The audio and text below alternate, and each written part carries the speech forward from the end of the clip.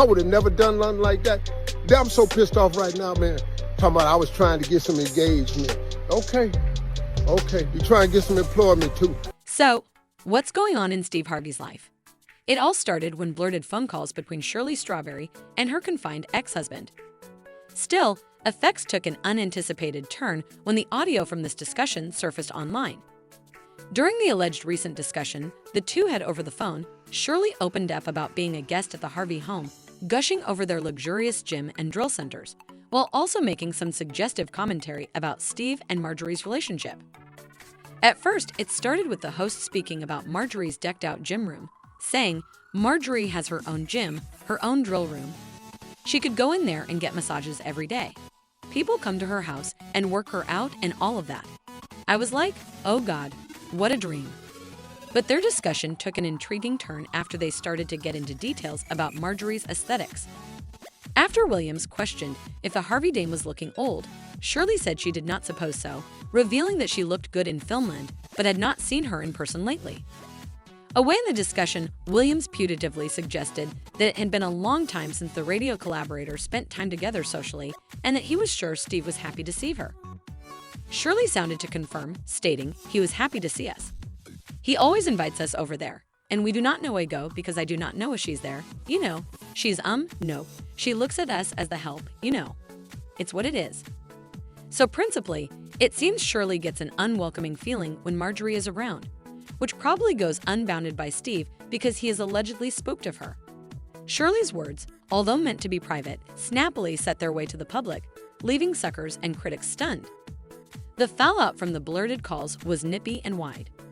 It was not long before Shirley Strawberry realized the graveness of her words and decided to address the issue head-on. She chose the platform of the Steve Harvey Morning Show to issue her sincere reason.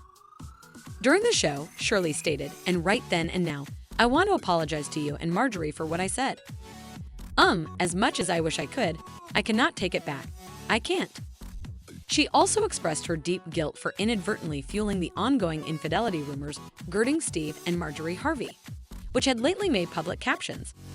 Shirley sounded devastated as she went on to say, what could I say to you after this? You know, happed. I was devastated. I mean, absolutely devastated. She bothered about the impact her words might have on her job and her relationship with Steve Harvey. I allowed of everything, you know, I could lose my job, you know? How could I face you? Everything, you know. What I'm going through is what I'm going through, you know, and I've been going through it for over a time. I just have not spoken about it. Reason with one particular addict opining, Shirley had the right to feel the way she felt and say how she felt. The only mistake she made was saying it on a recorded line. She may have felt that Marjorie looked at her that way at that time. We do not get to tell people how they should feel. I recommend her for indeed getting on air and apologizing. That takes a real woman to do that. Now she needs to work on the relationship with her son. An alternate addict added, deception and heartache are real. I am happy her eyes are open. Ernesto was a scammer and opportunist from the morning. It's better to sleep alone than lie in bed with your adversary. This situation has impacted her family connections, her job, and character. Prayers to all the victims. In addition to this, Steve Harvey also responded to the reason with grace and understanding. He conceded that the blurted calls had come from an bigwig, making it all the more delicate to handle. He reflected, when it's not gossip and it comes from, you know, a dependable source, also it turns into commodity different. Despite the tough situation, Steve showed empathy towards Shirley, feeding that her intent wasn't to beget detriment. He stated the timing of it was unattractive because of everything differently that is going on right now, and it made it look like Shirley was piling on. And that was not her intent, but it happened. Like I say, I understand. And I guess you say you know it was recorded because you know when you get everybody get that phone call who ain't had that phone call. So can we please note you said a phone call, this phone call is being recorded. Steve emphasized that his primary concern was the impact on Marjorie, who had been the target of grim media scrutiny. He participated, it's been so unattractive for my woman, man, and see, this is why I've no way done ahead. It's been so unattractive for my woman, and I have stood there trying not to say nothing. Steve passionately defended Marjorie's character and fastness, emphasizing that he'd not let unwarranted rumors blemish her character. He declared, the woman I married is a good woman. She's the stylish thing that ever happened to me. She's God's doing, she's pious, she's faithful, and she's a kind and loving person. I do not watch what nothing says. He also added, and I am tired of y'all talking about my girl. Because my girl is one of the stylish women I have ever met. And why you Blackborough people out there got these blogs like you just gone to destroy notoriety? I do not really know what that is about. Now let's unravel why Steve felt compelled to come to Marjorie's defense, shall we? Well, it appears that the Scuttlebutt shop has been working overtime, suggesting that Marjorie may have danced on the edges of connubial fidelity. Certain reports lately claimed that Marjorie Elaine Harvey was caught cheating on the Daytime Emmy award-winning personality with his Century and particular cook, William Big Boom Freeman. Also, following those claims, it was also revealed that she had allegedly filed for divorce and demanded $200 million in agreement. The rumors circulated. Formerly YouTuber Keem participated a tweet on August 26, claiming that Marjorie cheated with the Century and the particular cook. He posted a follow-up tweet jotting, allegedly, that is what the internet is saying, though there was no evidence directed toward any of the rumors. Soon after the rumors began circulating, both Harvey and Marjorie shut them down. Steve Harvey attended InvestFest 2023 in Atlanta on Sunday, August 27th, where he took time out of his speaking engagement to address rumors about his marriage.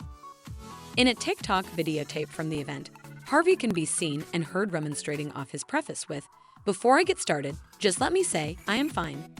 I am fine." As the crowd busted in applause, he continued, "I do not know what y'all doing, but find commodity differently to do because we okay. Lord have mercy. Man, I ain't got no time for rumors and gossip. God's been good to me. I am still shining."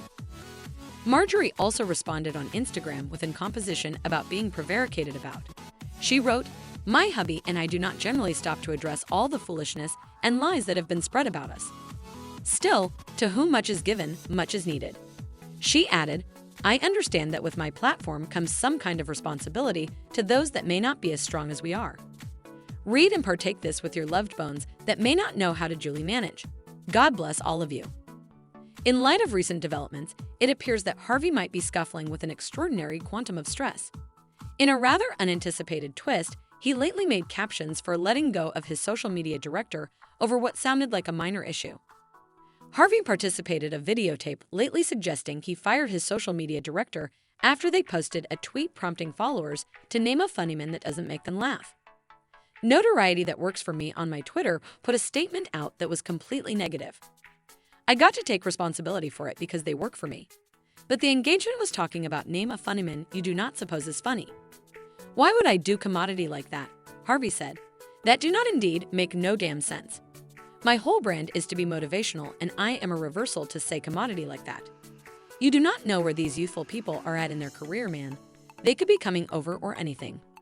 I am each about positivity. I would have no way done nothing like that. Harvey also dropped the stunner saying I would have no way done like that. Yeah, I am so pissed off right now, man. Come on, I was trying to get some engagement. Okay, you try and get some employment too. It's worth noting that in the videotape, Harvey's address appears specially stressed and uneasy. What is indeed more curious is the setting in which he chose to retake this videotape, the forest land. It's an unusual background for someone generally in the limelight of the entertainment assiduity. It's possible that the weight of recent events has taken such a risk on Harvey that he decided to retreat to the nature, seeking solace and solitariness down from the hustle and bustle of civilization.